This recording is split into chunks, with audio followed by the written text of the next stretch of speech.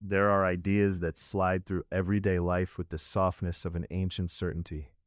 We often say that people are fatal by observing negative behaviors in our society. However, in the day-to-day, we can find examples of goodness in the people around us.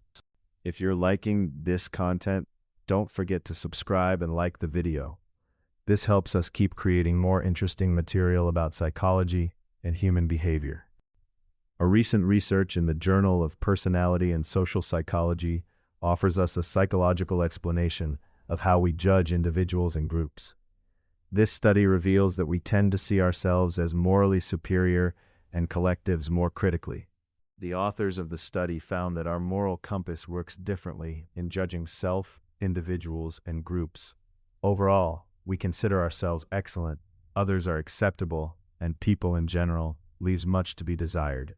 The study focused not only on whether we think we are better than others, but on the minimum threshold we consider necessary to qualify someone as morally correct. This finding is both uncomfortable and revealing. To explore this issue, 5 studies were designed where participants were asked to evaluate the frequency of moral and immoral behaviors. This included actions such as helping someone or throwing trash on the ground. A crucial aspect of the study was the introduction of the concept of moral threshold.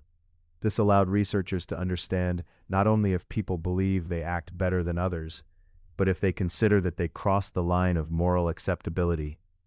The results showed that people tend to place themselves above the moral threshold, believing that they do good deeds more often than necessary. This reflects remarkable self-indulgence in our evaluations. When collectives are judged, the tendency is to see them below the moral threshold.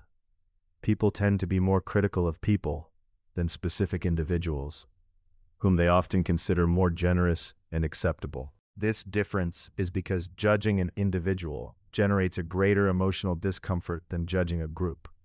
Moral distance allows guilt to be minimized, which affects our perception of others. Despite the limits of the study, which was carried out mainly in Western contexts, the image it presents about our moral judgment is powerful.